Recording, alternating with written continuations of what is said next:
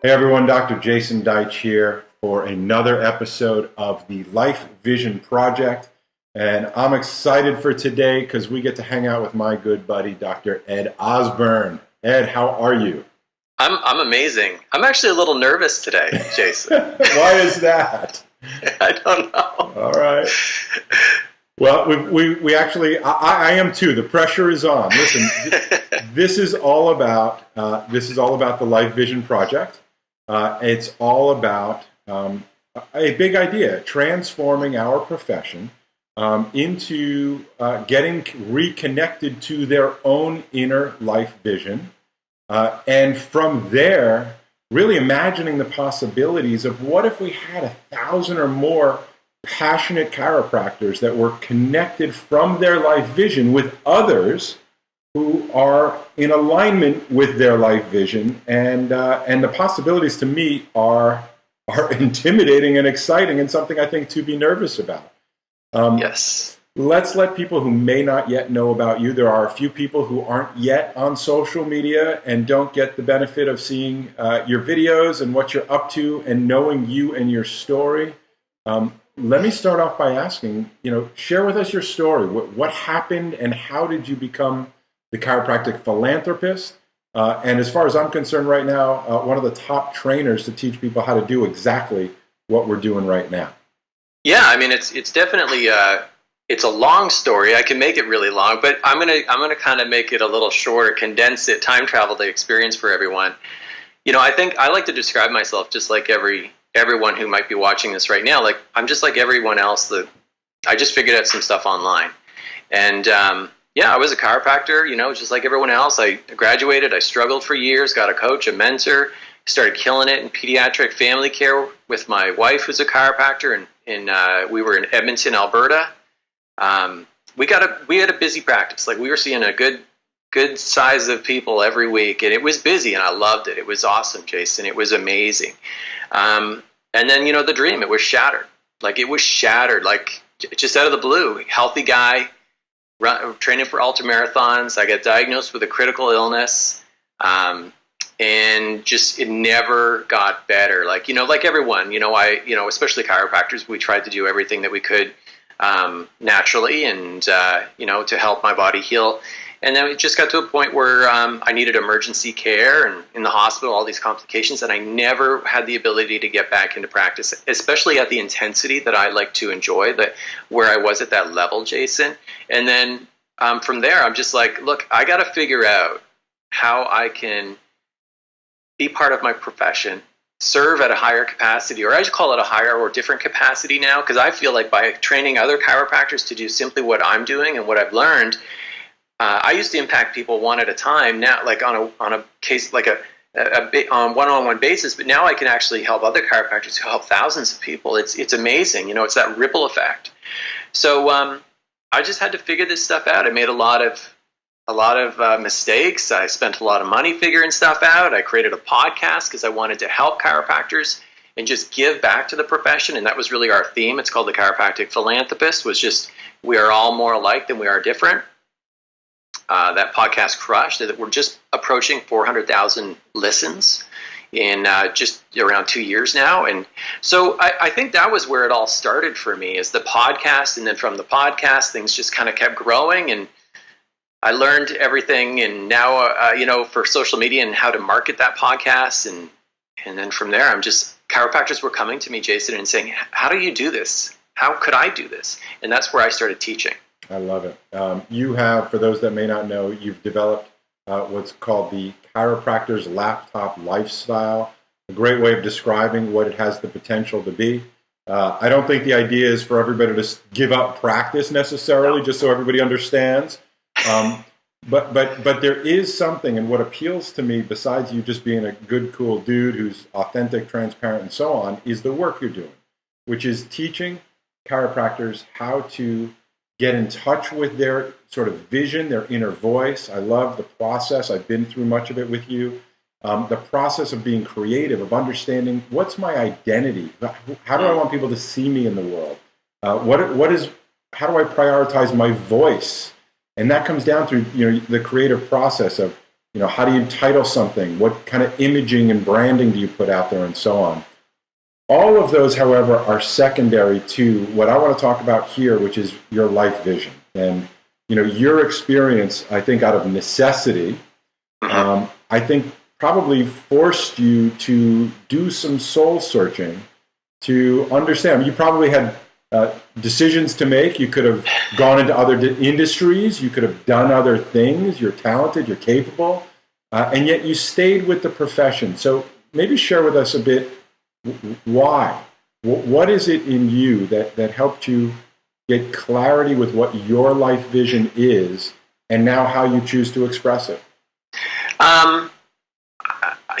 That's such a great question. No one's ever really asked me that, and I've been interviewed a lot of times. And you're right, because it's kind of like The Godfather.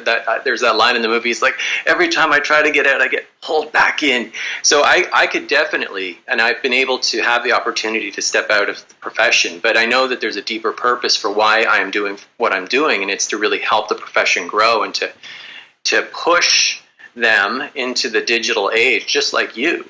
And so I think that is really my deeper purpose is that I feel a very strong pull to help chiropractors better understand that they can serve more people if they can just leverage just a fraction of what the possibility is with what we can do online these days, and with consistency.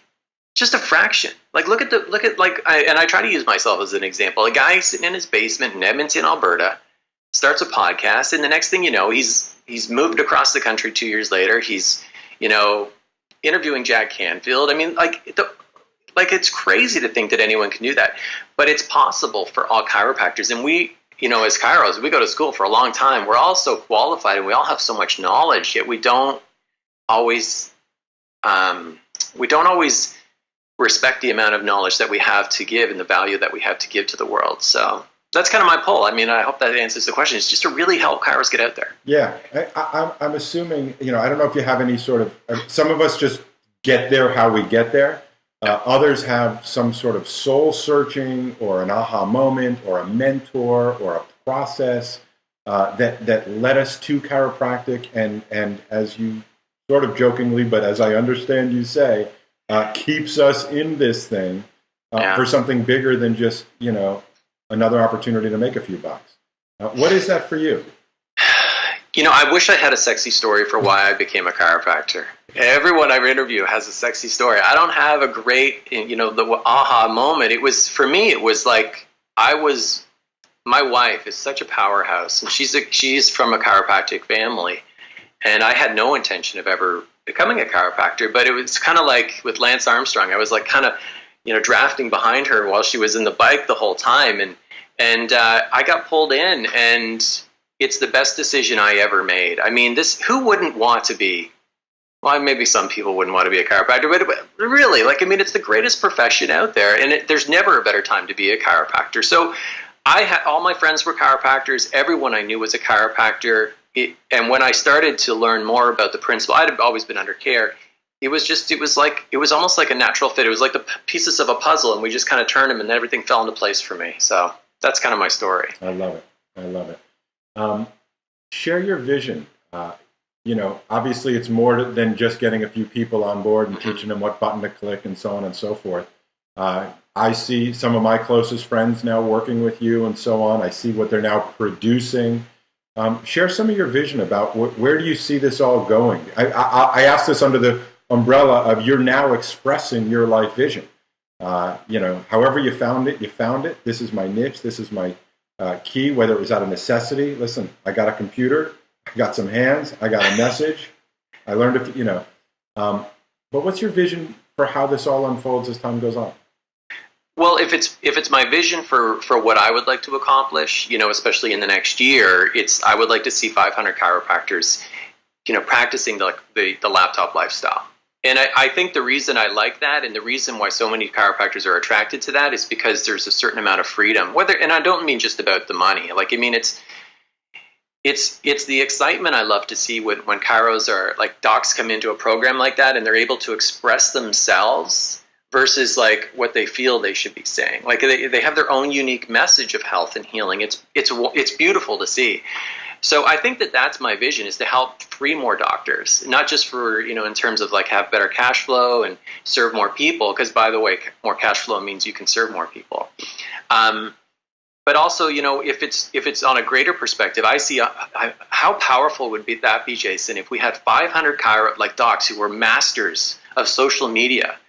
Now we would have like this army of like domination, like around the globe.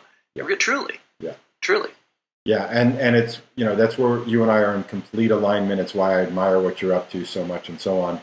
How do you describe, and I love what you said a moment ago, but I want you to sort of, for those that don't understand, what is a laptop lifestyle? Got it. Is that something you get at a strip club, or, what does that mean for most people? And I just want to point out what you said that I'm inspired by, that I hope people caught, is this is the ultimate opportunity to share your message.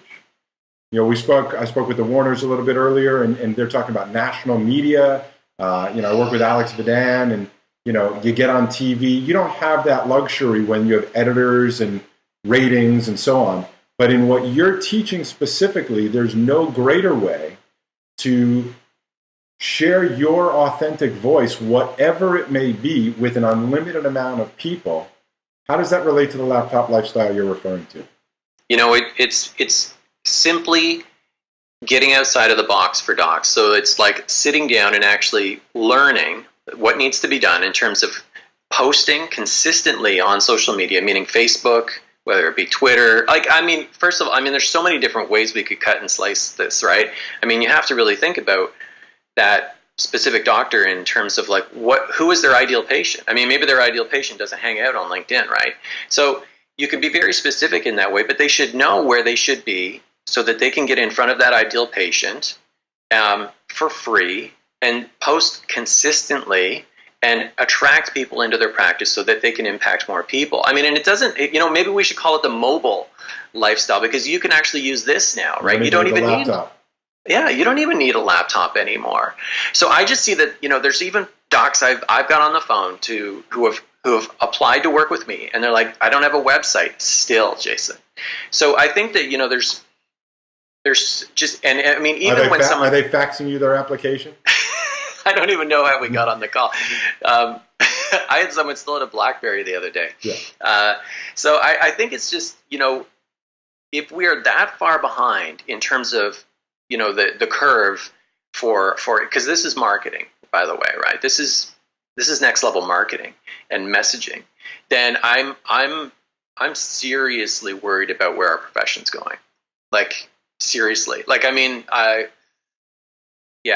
because if you look at the pharmaceutical companies, if you look at medics, they are all over and dominating these social media and everything. It's one of the most. Every doctor has the power to create a viral video that could impact millions. Everyone has that ability. They could be a YouTube star tomorrow. You make it sound so simple, but I really want to make sure people understand the power, right? Literally, one of these is the equivalent of your own television studio, radio station, printing press, forum, stage, all in one. And I bet everybody watching actually has one, or a certain, whatever brand it's there. How do you help them, get out of the BlackBerry age, which is even advanced for some, and really see the potential, see the big picture? Is it difficult for them to see it, or is there kind of an aha moment? And is there a certain kind of person that this is kind of appropriate for, and others that are just not right for it? You know what? I think that there's docs that I work with at all different levels. Like, there's some who already have digital products. I was on a call with a doc yesterday. She's doing 6 figures already online. So really, what her goal is to really just take that and 4x that next year. Yeah, I can help. I know how that works now. But I was talking to another doc today, actually, and what I really love is the docs who come into a program like mine, and they're blank sheet of paper, Jason. They don't know where or what or anything like that. And we can just take them and we can just show them, look, here's one simple thing that you can do. So just create a Facebook post. And here's how you can create a post that can, I call it educate. So you promote yourself, yet educate at the same time. And then consistently, so the next day you maybe create just a simple Facebook video and place that on. And I think you would agree, it really is about consistency, because so many chiropractors are going to give up. But yeah, we could just start with training them on how to do a post properly, how to do a Facebook video, how to do Facebook Live. I mean, and it may sound overwhelming when we talk about this. Like for you and I, we're like, well, that's pretty simple. But it was, I say this all the time, I couldn't program a VCR when I started doing this stuff. And if you just take the baby steps, the incremental little steps, it make massive change at the end of the year. And you see the amount of impact that you make and the people that start to follow and watch and listen what you're doing if you do it on a consistent basis. And all you got to do is post intelligently.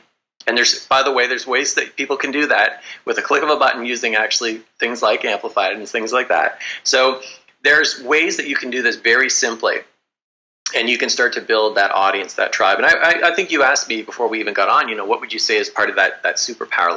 And it is building a tribe, an audience, and a following. And I see docs in their practices. They're doing this through Facebook, and now Instagram is going to be a powerhouse next year as well, Jason. Yeah. You mentioned two words back to back, and I want to elaborate on that a little bit. You said this is the new marketing messaging. And one of the things I've been sort of teaching from stage is that, when what words mean matter. And so, typically when I hear people talk about marketing, what that tends to bring up for me is people who go, okay, if I try this, let me test it, and I'll see what kind of return I get if I do it. That's sort of marketing, advertising.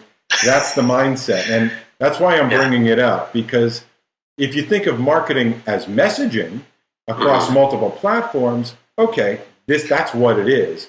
But if you think of it as, more advertising, like, okay, well, let me try 7 posts and see what kind of ROI I get for that. Speak to that if you would.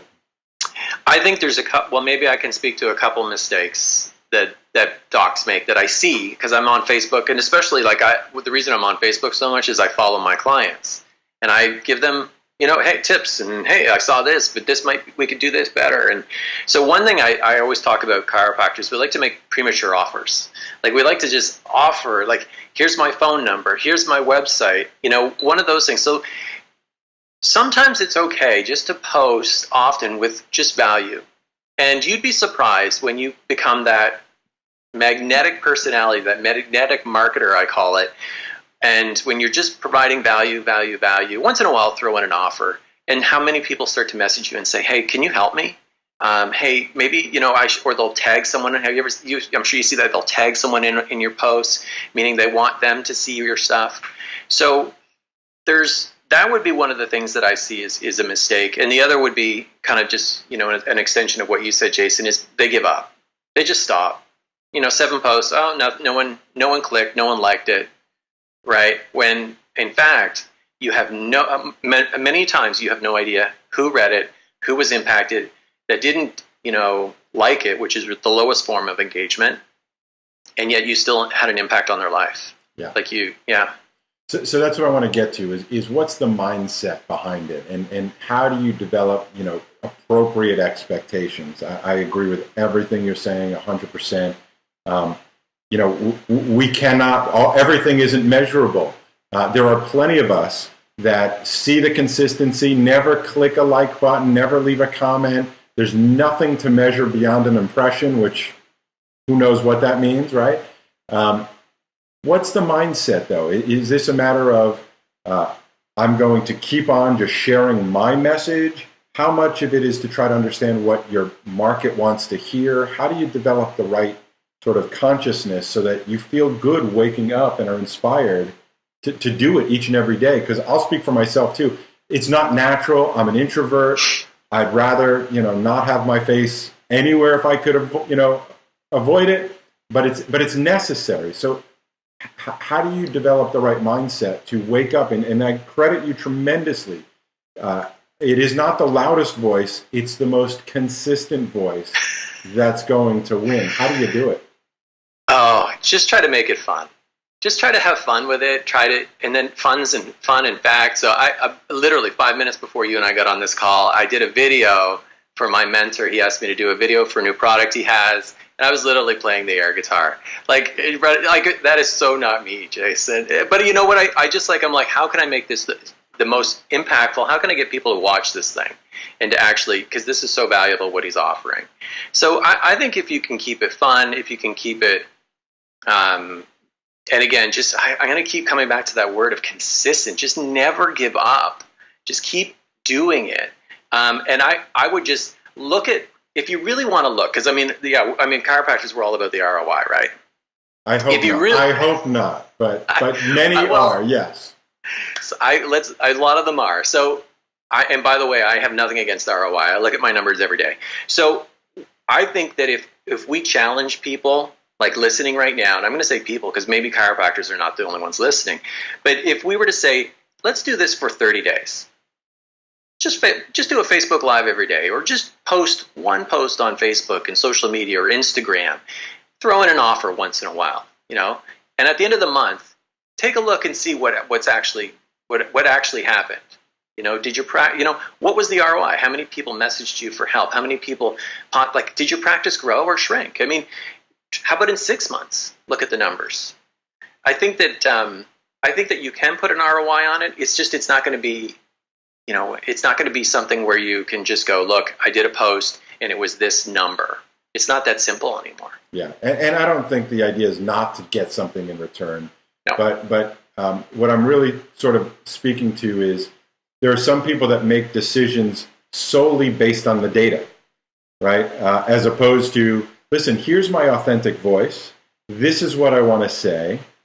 I'm curious what happens. I may be able to adapt in certain particular ways, but this is my voice and this is what I have to say. and yes. That may be the difference, because if we really want to go for the numbers and the ROI, we should probably pick a different message and a different conversation.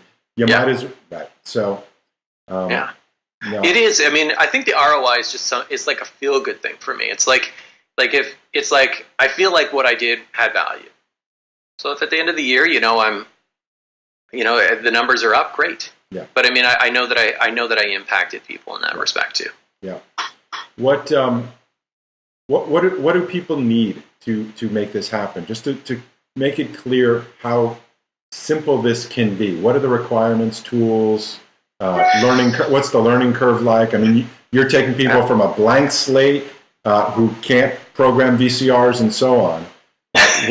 What's the process to get them so they're actually doing something and can take the training wheels off and ride? I think the first level is really just get a Facebook account, which how many billion people have one already? So most people already have that set up.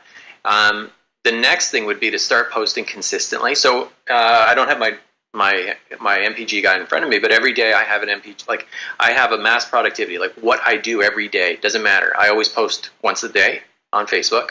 I always put a video or a Facebook Live, and there's no question I have to do one.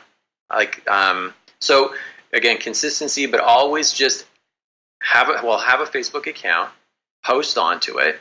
And all you would need, I think most people would need is just simply a mobile phone with a decent camera and mic. It used to be where the mics kind of were not great or the cameras were kind of glitchy, but not these days. Like a decent phone, if it's from the last year generation, anyone can do this. You don't need fancy equipment. Actually, I'm not big on spending a lot of money on technology. It just complicates things. So I think having a laptop or a desktop, that's all you need to start. And then really just get clear. Like I'll go back to what you were saying about having life's vision. Like have clarity on what your message is. Don't just go on and rant. Have clarity about what is your message that on a consistent basis you're going to be talking about. I think a lot of chiropractors sometimes, when I do watch or see what they're doing, sometimes it's more of a rant versus here's some value. Here's I love to hear stories, by the way. I think that if I can drop a tip here, if you are going to do Facebook Live, if you are going to post on Facebook, I love to tell stories. Tell a little story, Here's what happened. Here's why it was good in my life. Here's what I learned about that experience. And then here's how I apply it to my life and business today. And you can consistently, you'll pull people into those stories, whether it be video or posting on Facebook. I love that. I love that. All right. I got 2 questions in one for you. One of them is, there are some of us that, we think about our story and so on, and then we go, they're not going to care. Who cares about that story? Why would, and we've just become shy and, whatever. I don't want to, I don't want to sound boastful or, too emotional.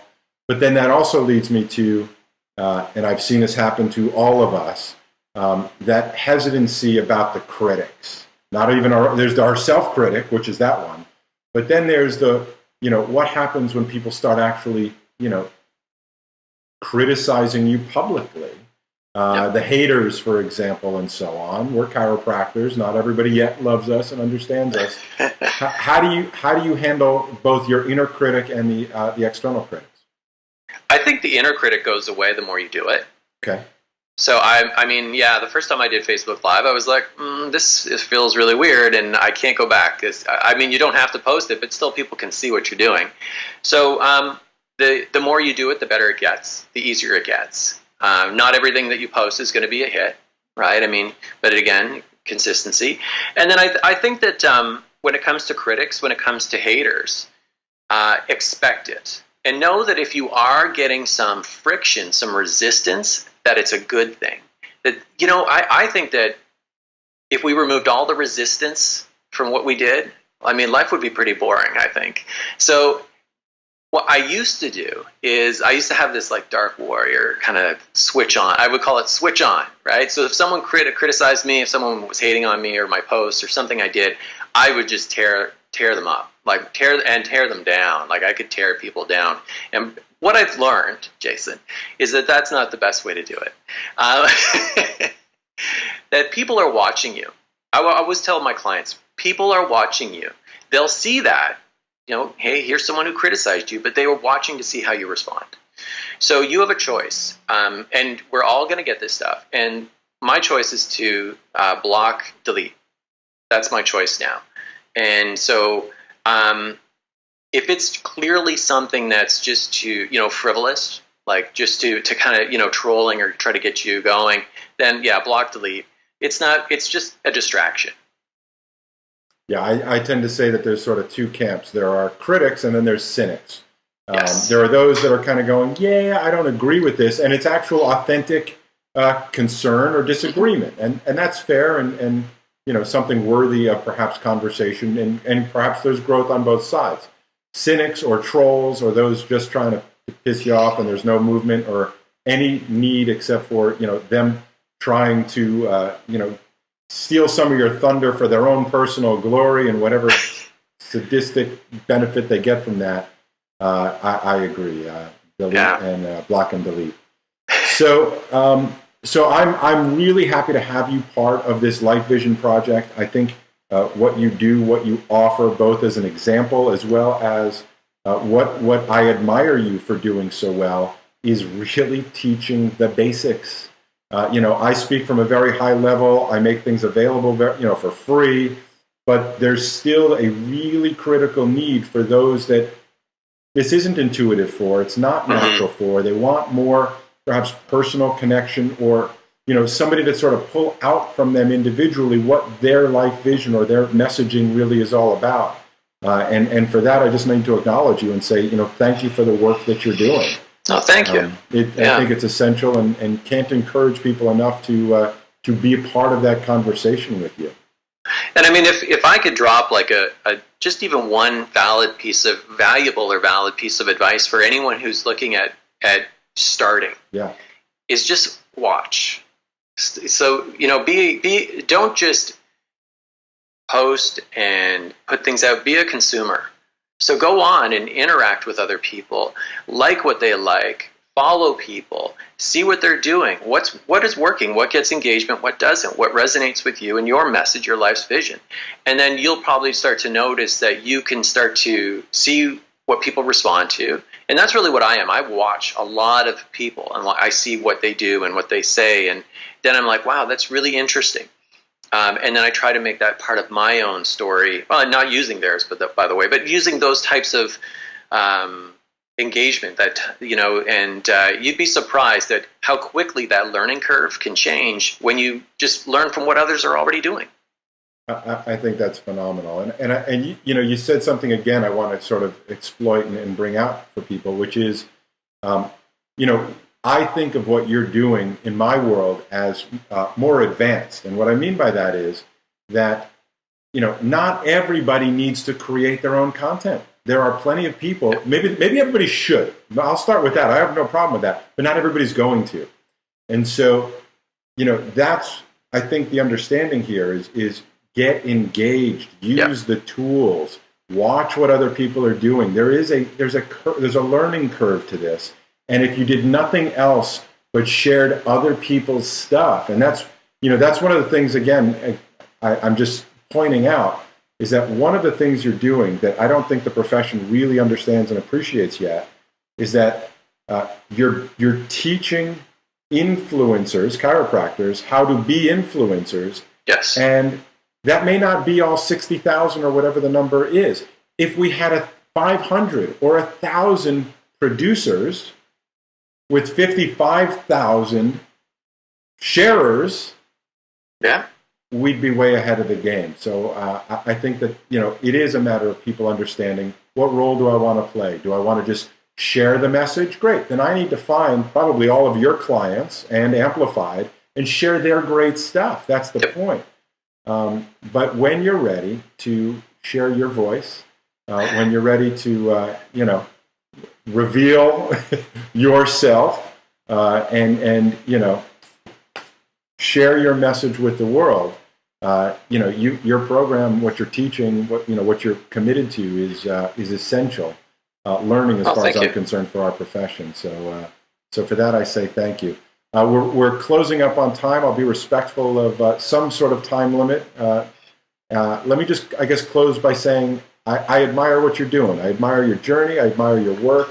I'm grateful for your consistency. It inspires me to stay consistent against my will. I'll leave you closing comments as to what you think people need to know. And thanks for being part of the Life Vision Project. Yeah, I mean, I think, I want to acknowledge you, Jason. I mean, from the start, you're one of from the very beginning that I started this project. And I mean, just again, the guy in this basement from the very start, I think it was probably month 1 or 2, you were on board with the philanthropist. And you knew that this was a message that you wanted to be part of and be involved in. And you've been, again, consistent with that too, as you've always been unwavering and knew that there was a bigger purpose behind that podcast. So, I mean, if I had to say anything that, to kind of close, there's 250 episodes now, of 255 actually, of the chiropractic philanthropists of our chiropractic brothers and sisters have shed their